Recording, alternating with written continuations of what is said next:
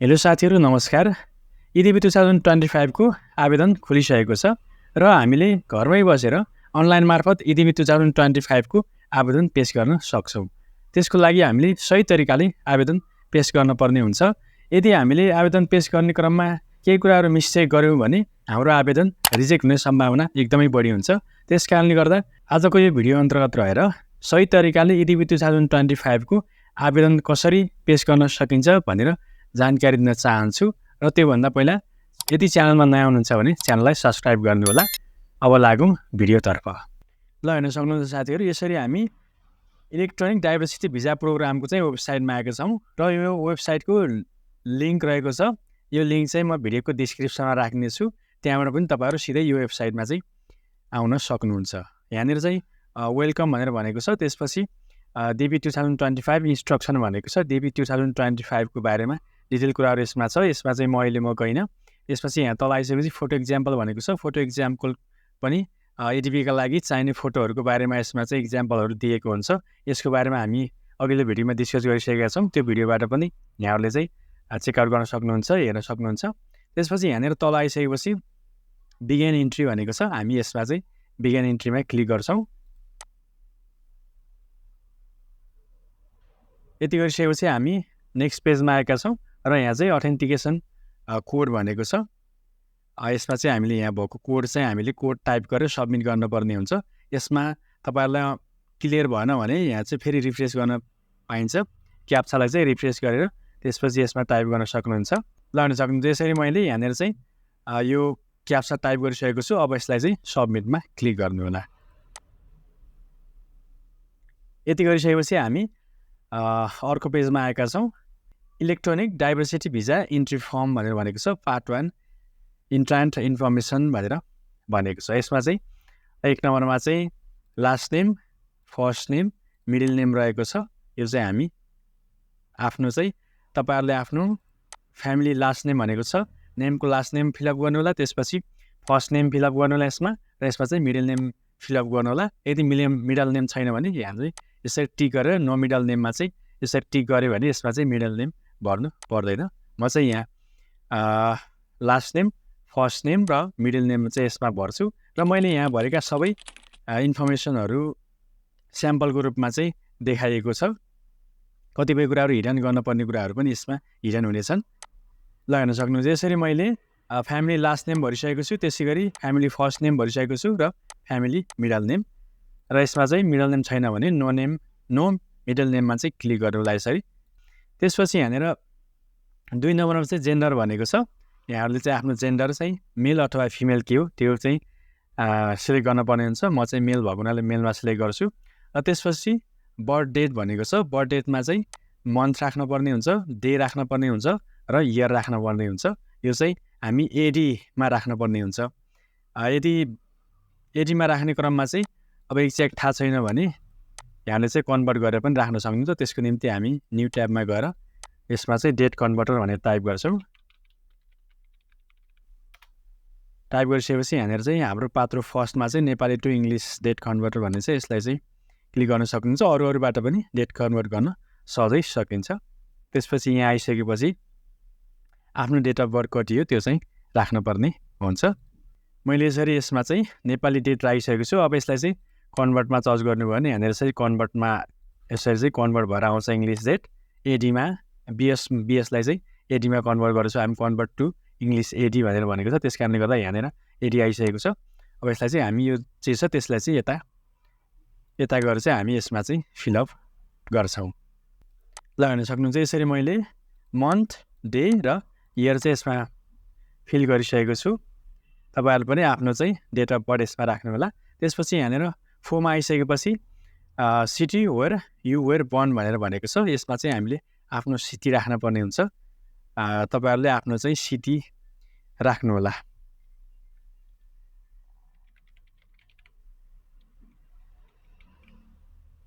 मैले यसमा चाहिँ सिटी राखिसकेको छु। बर्थ सिटी अननोनको केसमा चाहिँ यहाँ टिक गऱ्यो भने यसलाई चाहिँ नभरे पनि हुन्छ उनलाई चाहिँ, तर आफ्नो बर्थ सिटी चाहिँ राख्न सकिन्छ। त्यसपछि 5मा आइसकेपछि country where you were born भनेको छ। यसमा चाहिँ सिलेक्ट गरेर हामीले नेपाल चुज गर्नुपर्ने हुन्छ। हामी नेपालमा जन्मेको हुनाले नेपाल सिलेक्ट गर्नुपर्ने हुन्छ। त्यसरी चाहिँ मैले नेपाल चुज गरिसकेको छु। अब यसमा चाहिँ 6 मा कन्ट्री अफ इलिजिबिलिटी नेपाल भएको हुनाले यसमा चाहिँ यस ठिकै छ, केही पनि गर्नु परेन। यसमा चाहिँ केही पनि चेन्ज नगर्नु होला। त्यसपछि गएर इन्ट्रान फोटो भनेको छ। यसमा चाहिँ हामीले फोटो एडिट गरेका हुन्छौँ, फोटो बनाएका हुन्छौँ, त्यो फोटोलाई चाहिँ हामीले यसमा चाहिँ चुज गरेर यसमा राख्नुपर्ने हुन्छ। यसमा अरू फोटो इन्स्ट्रक्सन हेर्न पर्ने हो, फोटो इक्जाम्पलहरू हेर्न पर्ने भएको चाहिँ यसमा क्लिक गरेर हामी हेर्न सक्छौँ। तर फोटो सम्बन्धी हामीले अलरेडी भिडियो बनाइसकेको हुनाले त्यो भिडियो पनि चेकआउट गर्न सक्नुहुन्छ। फोटोको लागि चाहिँ यसमा चाहिँ चुज न्यू फोटोमा क्लिक गर्नुपर्ने हुन्छ। यति गरिसकेपछि यहाँनिर चाहिँ फाइल लोकेसन, आफूले फोटो एडिट गरेर राखेको लोकेसन हुन्छ, त्यो लोकेसनमा चाहिँ क्लिक गरेर यसमा चाहिँ ओपन गर्नु होला। म चाहिँ यहाँनिर चाहिँ फोटो अलरेडी चाहिँ छ, त्यस कारणले गर्दा फोटोलाई चाहिँ क्लिक गर्छु र ओपन गर्छु। ओपन गरिसकेपछि यहाँनिर फोटो देखाइसकेको छ। त्यसपछि तल आइसकेपछि मेलिङ एड्रेस भनेको छ। यसमा चाहिँ इन केस अफ भनेर अप्सनल भनेको छ। लाइन 1 मा चाहिँ आफ्नो एड्रेस चाहिँ प्रोपरली एड्रेस राख्नु होला।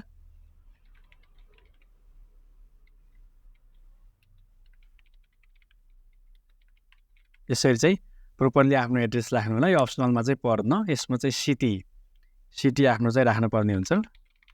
आफ्नो चाहिँ सिटी चाहिँ यसमा के हो त्यो राख्नु होला। त्यसपछि डिस्ट्रिक्ट राख्नु होला। ईमा चाहिँ डिस्ट्रिक्ट भनेर भनेको छ। त्यसपछि यहाँनिर चाहिँ पोस्टल कोड अरू जिप कोड भनेको छ। अब पोस्टल कोड जिप कोड चाहिँ हामीले पोखराको आफ्नो सिटी टाउन जुन राखेको हुन्छ त्यसकै चाहिँ पोस्टल कोड राख्नुपर्ने हुन्छ। त्यसको लागि चाहिँ हामीले फेरि गुगलमा गएर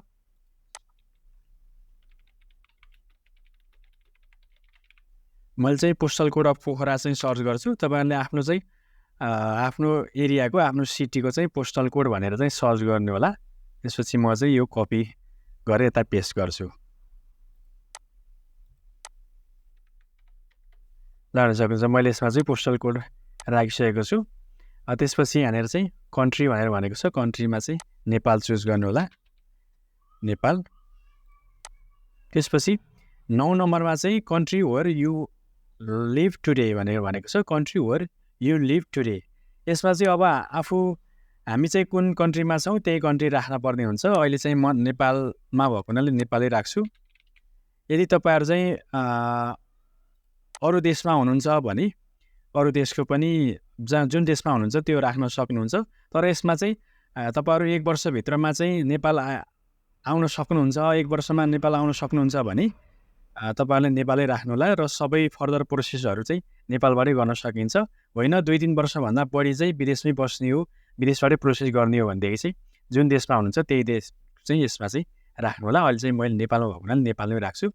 र फोन नम्बर चाहिँ यसमा आफ्नो फोन नम्बर चाहिँ टाइप गर्नु होला। त्यसको निम्ति चाहिँ अगाडि कोड राखेर +977 नेपालको केसमा चाहिँ +97 अथवा चाहिँ विदेशको केसमा चाहिँ त्यहीको कोड राखेर यसरी नम्बर राख्न सक्नुहुन्छ।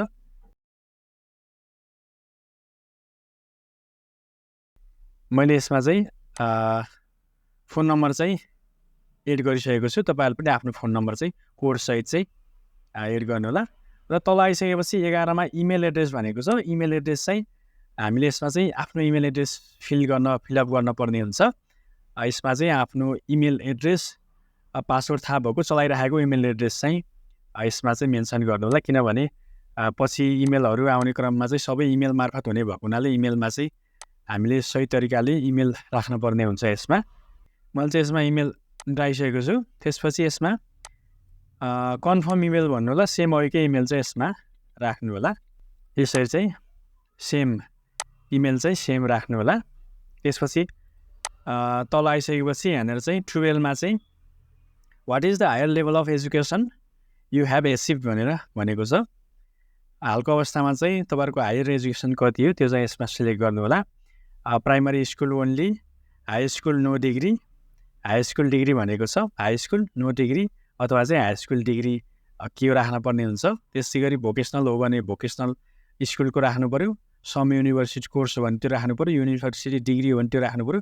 यसरी यहाँ चाहिँ विभिन्न क्याटेगोरीहरू रहेको छ, त्यही अनुसार चाहिँ सिलेक्ट गर्नु होला। म यति बेला चाहिँ हाई स्कुल डिग्री चाहिँ यसमा सेट गर्छु र तपाईँहरू चाहिँ यसमा भोकेसनल स्कुल अथवा चाहिँ यो हाई स्कुल डिग्रीहरू अथवा चाहिँ त्योभन्दा तलको लेभलमा चाहिँ गर्नको लागि तपाईँहरूले एक्सपिरियन्स अथवा चाहिँ अन्य डकुमेन्टहरू पनि पेस गर्नुपर्ने हुनसक्छ, किनकि मिनिमम +2 पास गरेको हुनुपर्छ नेपालको कन्टेक्स्टमा। त्यस कारणले गर्दाखेरि आफ्नो चाहिँ हायर एजुकेसन कुन हो त्यो चाहिँ सिलेक्ट गर्नु होला। अहिले चाहिँ म हाई स्कुल डिग्री चाहिँ यसमा सिलेक्ट गर्छु। त्यसपछि तल आइसकेपछि what is your current marital status भनेको छ। यसमा चाहिँ अनम्यारिड रहेको छ, married and my spouse is not a US citizen भनेको छ। यसमा चाहिँ spouse is US citizen, divorce, widow अथवा चाहिँ लिगली सेपरेटेड, यस्तो विभिन्न क्याटेगोरीहरू रहेका छन्। यसमा चाहिँ अब अनम्यारिड भए अनम्यारिड नै राख्नु होला र म्यारिड भए म्यारिड नै राख्नु होला। यसमा चाहिँ अनम्यारिड भन्न सजिलोको लागि अनम्यारिड राख्छु भनेर हुँदैन। त्यस कारणले गर्दा म्यारिड भए म्यारिड नै, अनम्यारिड भए अनम्यारिडमै राख्नुपर्ने हुन्छ। यदि अनम्यारिड हो भने आफ्नो मात्रै भरै पुगिहाल्यो। यदि म्यारिड हो भनेदेखि चाहिँ हामीले आफ्नो पति अथवा पत्नीको पनि डिटेल राख्नुपर्ने हुन्छ। यसमा चाहिँ सबै प्रोसेसहरू सेम नै हो, तर अहिले चाहिँ म अनम्यारिडको केसमा चाहिँ यसमा देखाउन चाहन्छु। त्यसपछि यहाँनिर चाहिँ अब 14मा नम्बर अफ चिल्ड्रेन भनेको छ, यसमा चाहिँ 0 राख्नु होला। त्यसपछि सबै कुराहरू फिलअप गरिसकेपछि कन्टिन्यूमा क्लिक गर्नु होला। कन्टिन्यूमा क्लिक गरेपछि हामी चाहिँ यहाँनिर चाहिँ अब पार्ट 1 इन्ट्रान्स इन्फर्मेसन चाहिँ भनेर सबै डिटेल चाहिँ यसमा दिएको छ। हामीले के कुराहरू यसमा फिलअप गऱ्यौँ भनेर सबै कुराहरू यसमा चाहिँ डिटेल चाहिँ यसमा दिएको छ। यसरी हामीले यसमा केही कुराहरू मिस्टेक छ भने चाहिँ हामी गो ब्याक टु पार्ट 1मा गएर हामी एडिट गर्न सक्छौँ। तर चाहिँ हामी सबमिट गर्नभन्दा अगाडि, सबमिट थिच्नुभन्दा अगाडि नै सबै हामीले चाहिँ गो ब्याक टु पार्ट 1मा गएर एडिट गरेर सबै कुराहरू हेरेर त्यसपछि फाइनल भइसकेपछि हामीले सबमिट गर्नुपर्ने हुन्छ। त्यस कारणले गर्दा सबमिट गऱ्यो भने फेरि हामीले एडिटहरू गर्न मिल्दैन। त्यस कारणले गर्दा सही तरिकाले एकचोटि मात्रै सबै एकैचोटिमा सबै कन्फर्म गरेर मिस्टेक नगरिकन फिलअप गरेर त्यसपछि सबमिट चाहिँ गर्नु होला। म यहाँनिर चाहिँ सबमिटमा क्लिक गर्छु। ल हेर्न सक्नु यसरी हामीले यहाँनिर चाहिँ DV 2025 submission confirmation entry receive भनेको छ। यसमा चाहिँ फर्म फिलअप भएको एप्लिकेसन चाहिँ सक्सेस भएको चाहिँ यसमा देखाएको छ। यसरी हामीले सही तरिकाले चाहिँ EDV 2025 को एप्लिकेसन चाहिँ फिलअप गर्न सक्छौँ। र यो आवेदन दिइसकेपछि हामीले चाहिँ यसलाई प्रिन्ट गरेर राख्नुपर्ने हुन्छ। यदि तपाईँहरूले मोबाइलमा पनि फर्म फिलअप गर्नुभएको छ भने मोबाइलमा पनि यो पार्टलाई चाहिँ स्क्रिनसट गरेर राख्न सक्नुहुन्छ अथवा प्रिन्ट गरेर राख्न सक्नुहुन्छ। यसमा चाहिँ हामीले यसमा प्रिन्टमा थिच्नुपर्ने हुन्छ। प्रिन्टमा गइसकेपछि यहाँनिर चाहिँ यो हामीले प्रिन्टर छ भने प्रिन्ट गरेर राख्न पनि सकिन्छ। यदि छैन भने हामीले चाहिँ यहाँनिर चाहिँ क्लिक गरेर सेभ एज पिडिएफमा गरेर त्यसपछि सेभ एज पिडिएफ त्यसपछि हामी सेभ गर्न सक्छौँ। यसलाई चाहिँ हामी सेभमा थिच्यो भने कहाँ सेभ गर्ने त्यो चाहिँ हामीले लोकेसन चुज गरेर त्यसपछि सेभमा क्लिक गऱ्यो भने हाम्रो चाहिँ यो सेभ भएको हुन्छ। ल हेर्न सक्नुहुन्छ साथीहरू, यसरी हामीले सधैँ तरिकाले अनलाइन मार्फत EDV 2025 को आवेदन दिन सक्छौँ। यो त हामीले अनम्यारिडको केसमा चाहिँ फर्म फिलअप गरेको स्याम्पल देखाएका छौँ। यदि म्यारिडको केसमा र बालबच्चाहरू भएको केसमा पनि तपाईँहरूले भिडियो चाहनुहुन्छ भने कमेन्ट सेक्सनमा कमेन्ट राख्नु होला। म त्यसको पनि छिट्टै भिडियो बनाउने छु। साथीहरू यो भिडियो मन पर्यो भने भिडियोलाई लाइक सेयर गरिदिनु होला। हामी अर्को भिडियोमा छिट्टै मिल्नेछौँ। धन्यवाद।